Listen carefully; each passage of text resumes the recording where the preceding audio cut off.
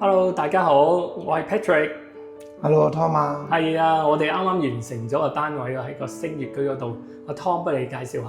好啊，呢度咧就2代人住啦，咁就屬於4房單位嚟嘅，咁啊都算係中挺啦，咁就而家大家入去睇下。好，入去睇下4房，我以為係3房添，一陣逐個房介紹先。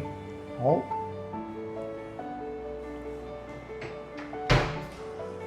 咁啊入到嚟咧就好大有個換鞋位啦，跟住咧就有個飾櫃啦。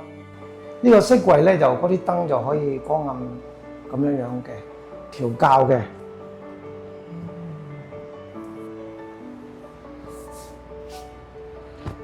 有咩特色添咧？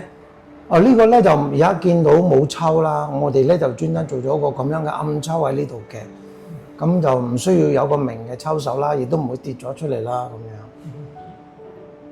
咁因為係2代人住啦，屋企有父母啦，咁佢哋都啱啱退休啦，所以咧裡面嘅設計咧都有好多識路嘅設計嘅，譬如啦呢度呢啲彎位啦，呢啲彎位啦，入門口嗰啲彎位，有個凳仔可以坐啦，係啦，換鞋啦，好舒服嘅。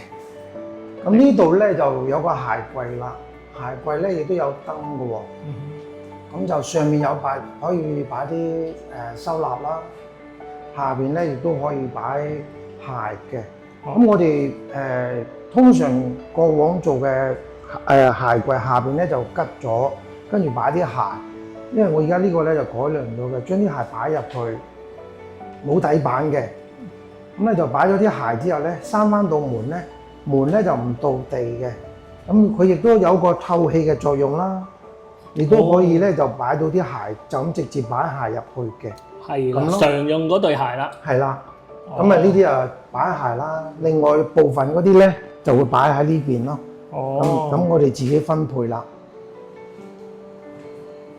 咁呢邊咧就係佢哋嘅作為一個辦公嘅地方啦。咁呢個咧就我幫佢整咗個彎彎地嘅，因為呢個位如果唔彎嘅話咧，就咁一件直板咧。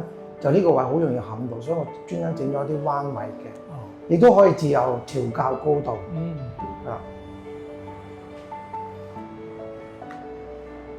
因為太太就中意喺個廳度做嘢嘅，咁所以就把個廳有張書台啦。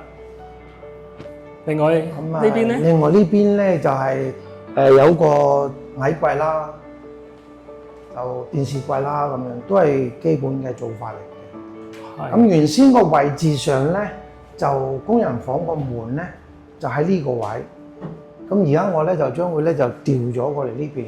咁啊呢邊有一個餐台，咁啊呢度可以入去工人房，咁就寬敞好多啦。